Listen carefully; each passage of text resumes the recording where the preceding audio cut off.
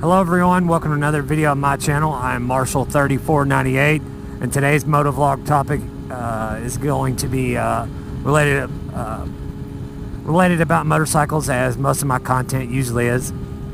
And this is kind of a response to Ant Moto request he put out a couple weeks ago now. I'm a little late on that, everybody who watches my channel, sorry about that, and Ant Moto.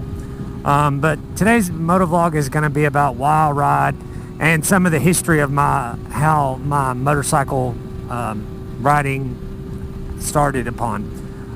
As a young age, when I was probably 6 or 7 years old, my dad had a Nighthawk 650 that he took me back and forth to school on, and little neighborhood rides around the neighborhood. You know, I was so small at that time, I rode in front of him, that way you didn't have to worry about me sliding off the back. And I got to work the turn signals. And, you know, I thought I was Big King riding with my dad, my hero. And then later on in life, years went by and stuff, and I got old enough to maybe own a dirt bike or something. And my dad was okay with that, and he thought it was a good idea. Although my mom, being protective, as moms are, wasn't really down for that. So a four-wheeler was as good as she would go for, a compromise. So that's where it all kind of began, even though it's not a motorcycle. It's technically... you know, being outside in the elements and enjoying the good weather and the bad weather, just like everybody who rides knows is. And then some years went by. As I became an early adult in my early 20s, I started looking at motorcycles at dealerships and setting on stuff and trying to figure out what kind of bike really fit me and fit the type of riding that I thought I would like to be doing. And I just really never completely pulled the trigger and got one till many years down the road, probably 10 years from then, after I become a parent. And I started thinking, I was like, you know, as a parent, you know, all of us go through this. You don't really get the time or the money to do a whole lot for yourself, so you kind of have to pick something you can get your money's worth, so to speak, with, and won't really fall by the wayside later upon in life. So I got all my, you know, basic motorcycle stuff, gloves, some decent pair of riding boots, although it's really a riding shoe, Alpine Stars Faster shoe, and got myself a jacket, and off to take the MSF course I went. So I took that and absolutely had a ball. Even though it is a beginner's thing, it's the introduction to two wheels, and just got me excited about many more years to come and many miles to come about riding. And the first motorcycle I purchased myself was the 08 Suzuki GS 500F. Those of you who don't know what that is, that's kind of like Suzuki's version of a 500 Ninja, so to speak. I'm sure most of y'all know what that is. I didn't really want to go with the 250 class because, you know, I'm a big enough person where I can ride just about anything as long as I can, you know, touch about half of my feet. You know, I'm 5'10", 180 pounds, so I'm not the smallest person in the world, but I'm not the tallest either. So having a flat foot something to be a smaller person doesn't really matter to me if I can't flat foot it, as long as it's fairly well balanced and doesn't feel top heavy. And that bike was a good bike for a starter bike. You know, I rode it for probably 6 or 8 months. I started out riding in February 3 years ago now, which would be in the year 2015 is, I think that's when I started riding. Maybe it was 14, I don't remember top of my head. So I rode that bike for about 6 or 8 months. I got it in early February before winter really broke here in the east part of Tennessee where I live at, and was just itching to go ride. You know, I took the MSF course in February. It was like 20 degrees. It's freezing, but I didn't care. So once winter broke and I started riding more and more, and started getting used to riding and just becoming second nature, as they say, once you put enough miles in. Those of you who ride enough know what I'm talking about. The bike just becomes an extension of your body, so to speak. Although you still have to pay attention and not get yourself hurt, and watch out for bad drivers and road debris, and watch the road and know how to read the road and stuff. But I rode that bike for a while. Whoa, I don't know what that was in the road. Sorry about that. Looked like oil. So years went on after that. Months went on after that.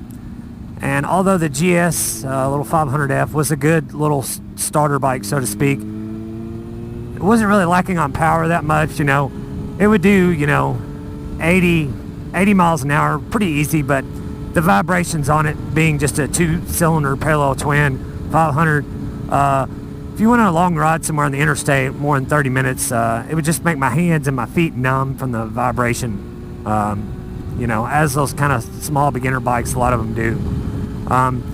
So later on that year, in August of that year, I got my current bike, which I thoroughly love and have put many miles on, and that is an 07 Yamaha FC6. It's, those of you who don't know what that is, it's like a standard or sport touring bike class. It has the motor from the Yamaha R6, but has different cams to make lower power, more mid-range, and a different ECU, I believe. And has sport bike specs as far as brakes and tires. Dual disc up front, 17-inch tires front and back. I believe it's a 120 or 130 front, I believe, and a 180 rear. So, good bones there for a good all-around bike. This bike, can pretty much do just about anything. It'll cruise up on the highway, 75, 80 miles an hour and keep up traffic no problem, Supposedly, I've never had it that fast because going that fast is a little intimidating to me. But if you look up factory specs on it, it says it'll do 155 top speed and a quarter of a mile time is something like 10.5 seconds. So it is no slouch by no means. Although I don't really ride it like that because I'm out to enjoy the ride.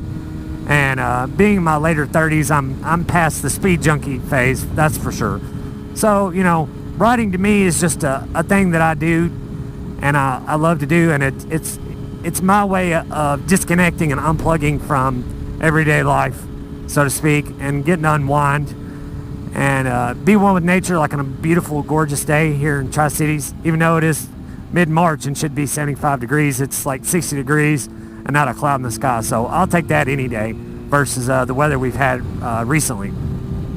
Just later on this week, Matt Moto and Cave Troll, some of the local moto vloggers in my area know, on Tuesday we had like 3 inches of snow on the ground, which is retarded for March, but whatever. This bike will do it all, so to speak. Doesn't have the best wind protection for high mile runs on the interstate, but that's not really the kind of riding I do. I like to just get out little roads like this and just enjoy the countryside. Just kind of cruise around, speed limit. I might play a little now and then, on some straightaways and stuff, just to get the adrenaline rush going a little bit. But for the most part, I don't really ride like that. So, a big CC, quote-unquote, bigger bike or something faster, whatever, in the sport class, so to speak, not really on the side of sport touring. It's just not really for me. I don't let that right wrist overload my brain thinking of, be like, hey, what are you doing? You're an idiot. You're going to get yourself hurt. So that's where I'm at. So, but I'll leave a link in the description below to Ant Moto's channel, Cave Troll channel, and Moto Matt's channel, both of which here recently, in the last month or two, went over 100 subscribers, so congrats to them. I'm just starting to get close to 200.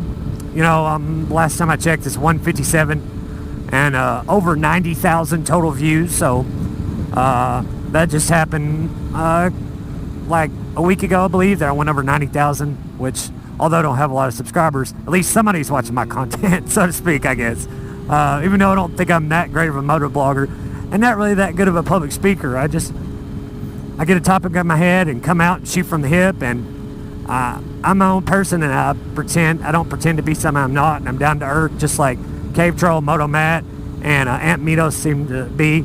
They're just an everyday person. They're not out here really making any money off AdSense or something like that. They just go ride a motorcycle and throw a camera on and see what happens. So on that, guys, don't forget to like, share, comment, and subscribe, and leave a comment down below, and we'll see you on the next one. Thanks.